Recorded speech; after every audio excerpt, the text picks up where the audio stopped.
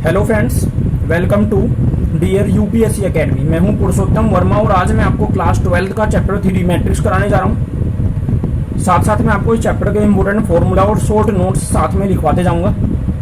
दोस्तों, हमारे चैनल पे आपको आने वाले समय में यूपीएससी से संबंधित सभी कंटेंट मिलेगा। आपको यहाँ class 6 to 12 all NCERT solution with short notes मिल जाएगा। आपको यहाँ पे एम लक्ष्मीकांत और सतीश चंद्रा जैसी बुकों का सॉल्यूशन भी मिलेगा। तो फिलहाल हम शुरू करते हैं आज का वीडियो, चैप्टर मैट्रिक्स। दोस्तों, अगर आपको मैट्रिक्स को समझना है ना अच्छे से, तो अच्छे से समझने के लिए सबसे पहले आपको कुछ बेसिक बातें मैट्रिक्स की पता होनी चाहिए। उसमें से जो सबसे स्टार्टिंग की चीज़ है वो है रो, कि रो क्या होती है। दूसरा, कॉलम क्या होता है, क्योंकि जब तक आप इसको नहीं समझ लोगे ना, आपको मैट्रिक्स समझ में नहीं आएगी। तो पहले मैं आपके सामने रो को एक्सप्लेन कर देता हूँ। आपने जैसे हिंदी की कॉपी में लाइन देखी है ना, इस तरीके की लाइन अगर आपके सामने है तो इसे रो बोलते हैं, ठीक है। और कॉलम मतलब अगर इस तरीके से खड़ी खड़ी लाइनें होती हैं जिनमें आप बचपन में टेबल से लिखते थे, ठीक है, या पहाड़े लिखते थे, तो उस टाइप की जो लाइन होती है उन्हें क्या बोलते हैं, कॉलम बोलते हैं। एक और बात बता दूं मैं आपको यहाँ पे कि जो रो वर्ड है और जो कॉलम वर्ड है, कई बार रो के लिए आर और कॉलम के लिए सी यूज कर लेते हैं बहुत सारे लोग, या फिर रो के लिए एम और कॉलम के लिए एन यूज करते हैं, या फिर रो के लिए आई और कॉलम के लिए जे यूज कर लेते हैं। ये आपको इसी चैप्टर में देखने के लिए मिल जाएगा। ओके, तो अब मैं आपको आगे कराता हूं, ठीक है। अब मैं आपको एक मैट्रिक्स बना के दिखाता हूं। अब मैट्रिक्स की डेफिनेशन अगर कोई आपसे पूछता है तो आप बोल सकते हो, matrix is a rectangular bracket. ये एक रेक्टेंगल टाइप का, इस टाइप का एक ब्रैकेट है जिसके अंदर यहाँ पे डाटा होता है। इसी को हम क्या बोलते हैं, मैट्रिक्स बोलते हैं। आपको जो आपकी इक्वेशन होती है, कई बार इक्वेशन भी आप सोल्व कर सकते हो मैट्रिक्स से। आपने जो स्टार्टिंग में देखा होगा शुरू की क्लासों में कि इक्वेशन सोल्व करते हैं, वो सभी आप मैट्रिक्स की हेल्प से कर सकते हो। तो फिलहाल मैं आपको और आगे का बताता हूँ। मान लो एक छोटी सी मैट्रिक्स है, मैट्रिक्स ए। तो मैट्रिक्स ए क्या है, इसको कैसे समझते हैं, इसके अंदर जो डाटा है वो है क्या, वो आपको सब अभी क्लियर हो जाएगा। मान लो यहाँ पे लिखा है 5 4 9 7 6 2 8 5 1, ठीक है। तो मैं इसके बिल्कुल सामने एक मैट्रिक्स लिखूंगा, मैट्रिक्स ए इक्वल टू, अब मैं कंपेयरिंग करके आपको दिखाऊंगा, A1 1, यहाँ पे लिखेंगे A1 2, यहाँ पे A1 3, यहाँ पे A2 1, A2 2 और A2 3, यहाँ पे लिखेंगे A3 1, A3 2 और A3 3। तो इस तरीके से मैं आपको बता देता हूँ, ये हमारी क्या है, पहली रो है, ये हमारी दूसरी रो है और ये हमारी तीसरी रो है। ऐसे ही हमारा फर्स्ट कॉलम है, ये सेकंड कॉलम है और ये हमारा थर्ड कॉलम है। तो यहाँ पे A1 1 का मतलब क्या है, जो ये आप आगे देख रहे हो ना, आगे जो संख्या लिखी हुई है इसका मतलब क्या है, रो। और जो पीछे संख्या लिखी है उसका मतलब क्या है, कॉलम। मतलब ये जो यहाँ पे आप एलिमेंट देख रहे हो ना, ये पढ़ रहा है A3 1, मतलब कि तीसरी रो पहला कॉलम। अब आप देखो, पहली रो दूसरी रो तीसरी रो, तो तीसरी रो है, और कॉलम फर्स्ट सेकंड थर्ड, तो ये पहला कॉलम है, तो ये थर्ड रो और फर्स्ट कॉलम है। ये first row first column, first row second column, first row third column, इस तरीके से इसको पढ़ते हैं, ठीक है। अब कोई पूछे अगर इस मैट्रिक्स में कि यहाँ पे A13 की वैल्यू क्या है, अगर आपसे इसमें से कोई बोलता है कि आप इसमें से A13 की वैल्यू आप उसको निकाल के बता दो, तो आप सिंपली बता सकते हो A13 इक्वल टू 1 मतलब रो, 3 मतलब कॉलम, यानी कि पहली रो तीसरा कॉलम, पहली रो ये हो गई और पहला कॉलम दूसरा कॉलम तीसरा कॉलम तीसरा कॉलम ये हो गया। तो इसकी वैल्यू कितनी हो गई दोस्तों, 8 हो गई। क्लियर हुआ आपको ये? अब मैं आपको आगे बताता हूँ, ठीक है। अब आप इसको समझना ध्यान से। इसमें मैं आपको एक क्वेश्चन छोटा सा करता हूं मैं आपके सामने। मैं यहाँ पे आपको इससे 2-3 चीज समझा दूंगा कि ऑर्डर ऑफ मैट्रिक्स क्या होता है, एलिमेंट ऑफ मैट्रिक्स क्या होता है, ठीक है। और मैं आपको ये भी बताऊंगा कि आप बुक के कौन से क्वेश्चन कर सकते हो अभी इसके तुरंत बाद। जैसे मैं आपको एक्सप्लेन करता हूं आपके सामने। मैं एक मैट्रिक्स ले लेता हूं ए, यहां मैंने लिख लिया 5 4 9 7 6 2 8 5 1। अभी हमें एक क्वेश्चन मिल गया है छोटा सा।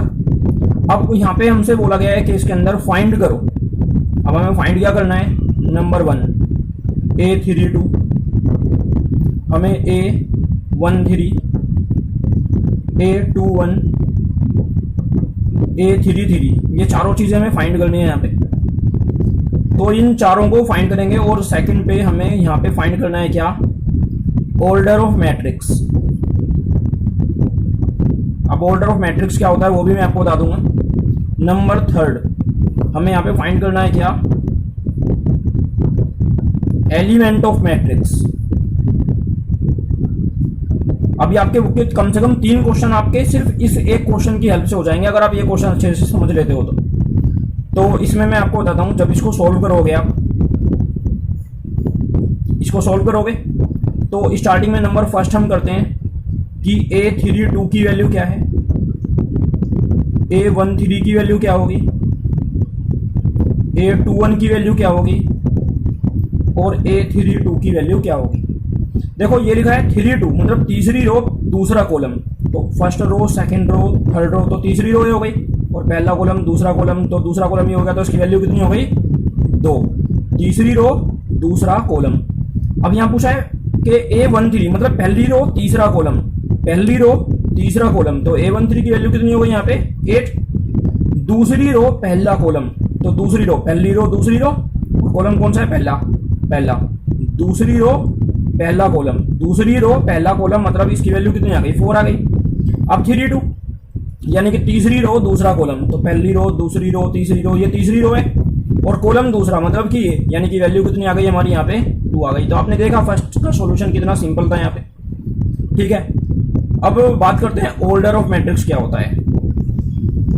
Order of matrix, order of matrix होता है m मल्टीप्लाई n, या फिर आप ये बोल सकते हो यहाँ पे सिंपली और लगा सकते हो आप, तो यहाँ पे कह सकते हो r मल्टीप्लाई c। तो ऑर्डर ऑफ मैट्रिक्स होता है रो मल्टीप्लाई कॉलम। तो यहाँ पे हम लिखेंगे रो कितने, यहाँ पे 1 2 3, यहाँ पे 3 रो है, कॉलम कितने यहाँ पे 1 2 और 3, यहाँ पे 3 कॉलम है, तो उस हिसाब से हम यहाँ पे लिख देंगे, ठीक है। लेकिन इसकी मल्टीप्लाई में इसे लिखेंगे, लेकिन इसकी मल्टीप्लाई करेंगे नहीं, ठीक है, बस ऐसे लिख के छोड़ देंगे। तो ऐसा बोला जाएगा कि जो मैट्रिक्स है ना ये 3x3 की मैट्रिक्स है। अब बात करते हैं नंबर थर्ड की। अगर कोई आपसे कहता है कि आप ये बताओ एलिमेंट ऑफ मैट्रिक्स कितना है यहाँ पे, यानी कि इस मैट्रिक्स में कितने एलिमेंट है, तो यहाँ पे आपको क्या करना है रो मल्टीप्लाई कॉलम, यानी कि वही वाला फॉर्मूला है जो कि आपने अभी यहाँ ऑर्डर ऑफ मैट्रिक्स में यूज किया है, रो मल्टीप्लाई कॉलम वही लिखा है। बट आपको यहाँ पे करना क्या है, रो कितनी है 3 है, 1 2 3, कॉलम मल्टीप्लाई में, तो कॉलम कितने हैं 1 2 3, यहाँ पे 3 कॉलम है, बस आप इसको मल्टीप्लाई कर दो तो कितना आ गया 9। अब ये जो 9 है ना ये इसका आंसर है। अब आप कहोगे 9 एलिमेंट, आप ऐसे गिन भी सकते हो आप 1 2 3 4 5 6 7 8 9 1 2 3 4 5 6 7 8 9 इस तरीके से गिन सकते हो, आपकी मर्जी है, ठीक है। लेकिन बस इतना फर्क है ऑर्डर ऑफ मैट्रिक्स और एलिमेंट ऑफ मैट्रिक्स में कि ऑर्डर ऑफ मैट्रिक्स में हम क्या करते हैं मल्टीप्लाई में लिखते हैं लेकिन मल्टीप्लाई करते नहीं है, और एलिमेंट ऑफ मैट्रिक्स में हम मल्टीप्लाई में लिखते भी हैं और मल्टीप्लाई उसकी करते भी हैं। मल्टीप्लाई करके हमें डायरेक्ट पता चल जाता है कि टोटल कितने एलिमेंट्स इसके अंदर हैं। तो अब मैं आपको एक जरा चीज दिखाता हूं बुक में, ठीक है, आपको मैं दिखाता हूं 3.1 का कौन सा क्वेश्चन आप कर सकते हो। अभी आप यहां पे देखोगे 3.1 का पहला क्वेश्चन है ये, तो मैट्रिक्स दे रखी है कि ए, तो इसमें एक first row second row third row, 3 row हैं, first column second column third column fourth column, यहाँ पे 4 कॉलम है। तो इसमें आपसे पहले पूछा है द ऑर्डर ऑफ मैट्रिक्स, वो होता है रो मल्टीप्लाई कॉलम, तो कितनी रो है 3 और कॉलम कितने हैं 4, तो 3 मल्टीप्लाई 4 इसका क्या हो गया, इसका 3 मल्टीप्लाई 4 हो गया क्या इसका ऑर्डर। यहाँ पूछा है द नंबर ऑफ एलिमेंट, तो आपको क्या करना है 3 मल्टीप्लाई 4 यानी कि 12, 1 2 3 4 5 6 7 8, ठीक है, 9 10 11 12, तो इस तरीके से आप बता सकते हो। यहाँ पूछा आपसे right the element A13 A21 A33 A24 A23, तो आप इसको कर लोगे आराम से, ठीक है। तो आप इसको ट्राई करके देखना। अब मैं आपको बताता हूं यहाँ पे क्वेश्चन नंबर 2, क्वेश्चन नंबर 2 को मैं यहाँ पे बताता हूं आपको।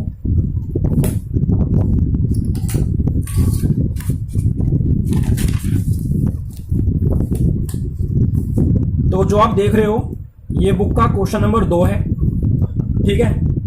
अगर आपको क्वेश्चन नहीं लिख रहा होगा तो मैं लिख देता हूँ क्वेश्चन को। यहाँ पे कहा गया है if A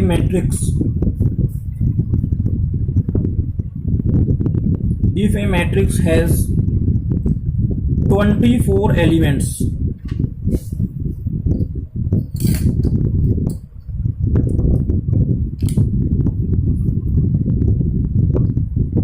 if a matrix has 24 elements, what are the possible order?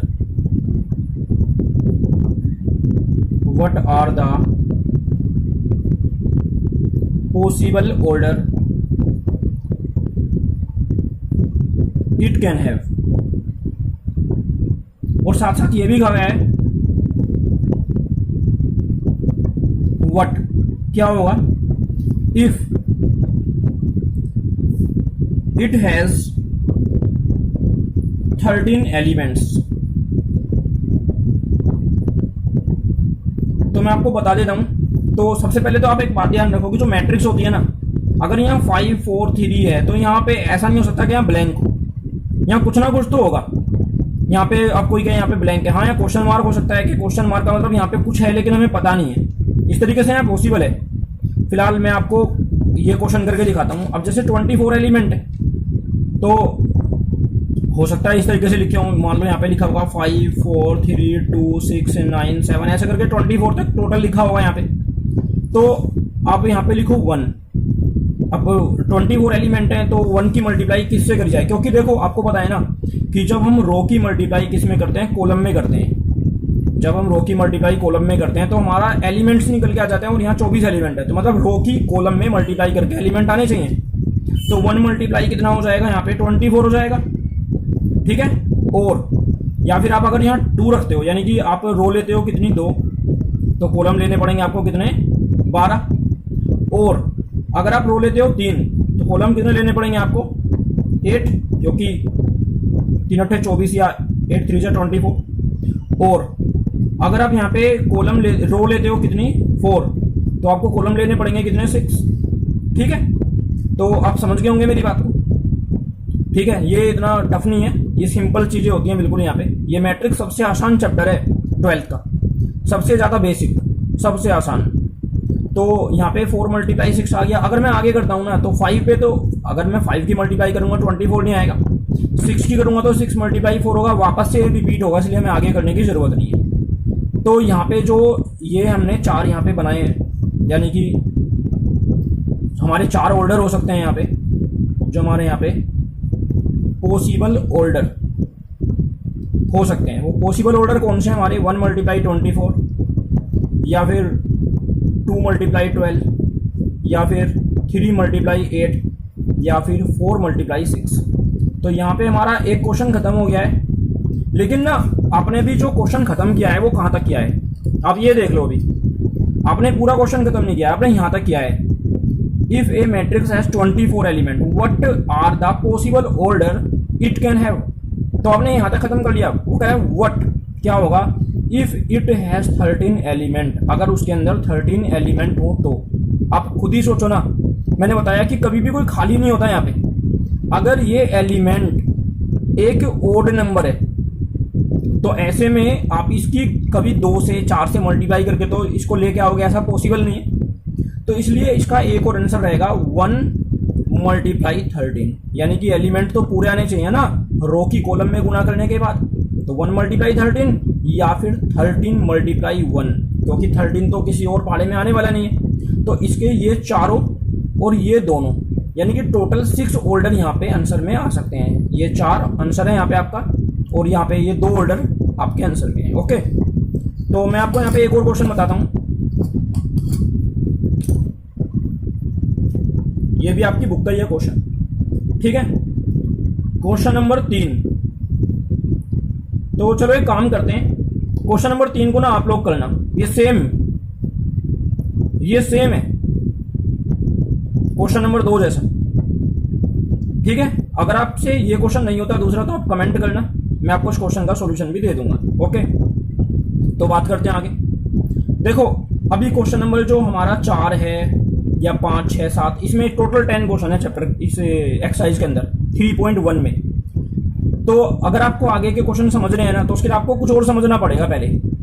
ठीक है, मैं थोड़ा सा मैट्रिक्स के बारे में आपको बता देता हूँ, टाइप ऑफ मैट्रिक्स क्या होते हैं। यहाँ पे मैं आपको बताऊंगा टाइप ऑफ मैट्रिक्स क्या है।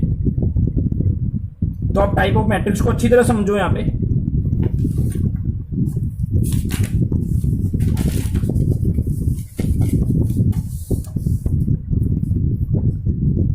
तो टाइप ऑफ मैट्रिक्स में आप देख लो अच्छे से टाइप ऑफ मैट्रिक्स क्या है। देखो, इफ सबसे पहले जो मैट्रिक्स का टाइप होता है, पहली होती है कॉलम मैट्रिक्स। आप समझ रहे हो कॉलम मैट्रिक्स।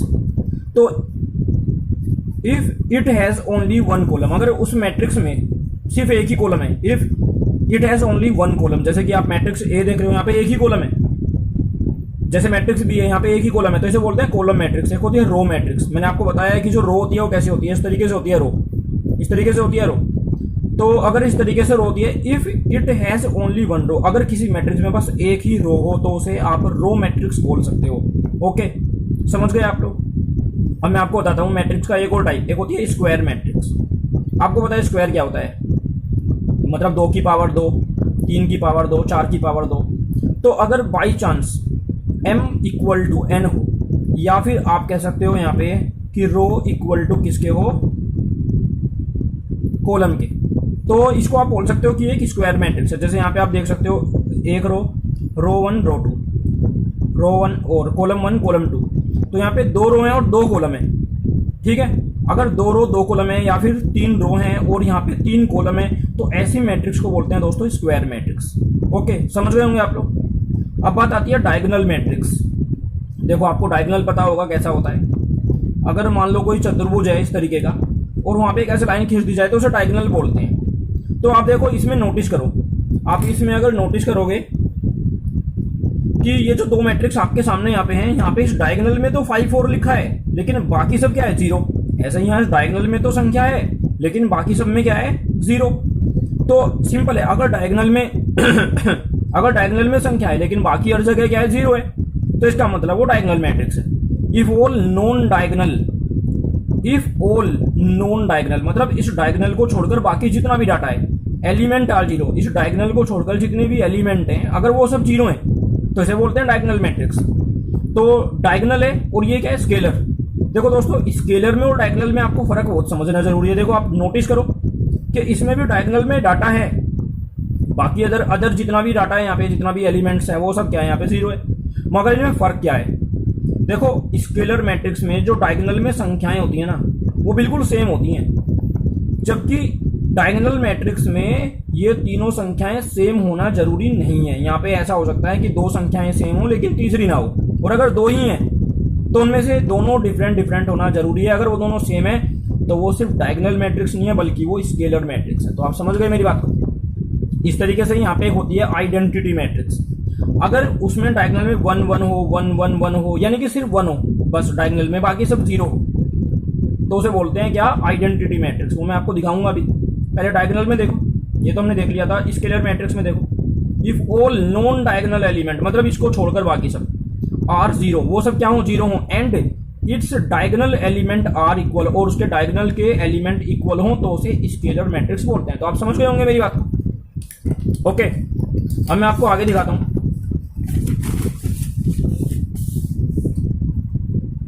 तो ये है आपके सामने आइडेंटिटी मैट्रिक्स, इसे यूनिट मैट्रिक्स भी बोलते हैं। ठीक है, आइडेंटिटी मैट्रिक्स या यूनिट मैट्रिक्स आपके 12th में इसका काफी यूज है। आपके इस 3 मतलब चैप्टर 3 में ही काफी जगह आप इसको देख लोगे। ए स्क्वायर मैट्रिक्स, पहली बात आइडेंटिटी मैट्रिक्स एक स्क्वायर मैट्रिक्स होती है। ठीक है, a square matrix in which element in its diagonal are all 1, अगर उसके डायगोनल में जितने भी एलिमेंट हैं अगर वो सबके सब क्या हैं, 1 हैं, एंड रेस्ट आर ऑल 0, और बाकी जितने भी बचे हैं वो सब 0 हैं, तो इसे आप आइडेंटिटी मैट्रिक्स या यूनिट मैट्रिक्स बोल सकते हो। ओके, समझ गए आप लोग। और लास्ट यहाँ पे आप समझोगे 12th लेवल पे 0 मैट्रिक्स या नल मैट्रिक्स। तो if all the element are 0, अगर किसी मैट्रिक्स के सारे एलिमेंट 0 हैं तो उसे हम क्या बोलते हैं, 0 मैट्रिक्स बोलते हैं। देखो, इसके अलावा दोस्तों इसके अलावा और भी टाइप होते हैं मैट्रिक्स के। ठीक है, वो आपको ग्रेजुएशन लेवल पे मिलेंगे आगे जाके, लेकिन फिलहाल हाँ 12th में जितना मैंने समझाया आपका इससे काम चल जाएगा। ठीक है, तो आज की वीडियो को यहीं पे ख़त्म कर देते हैं, क्योंकि अभी इसमें ये वीडियो जो है, मतलब मैं आपको अगली वीडियो में बाकी का सारा डाटा दूंगा 3.1 का। ओके, तो मिलते हैं अगली वीडियो में। ओके।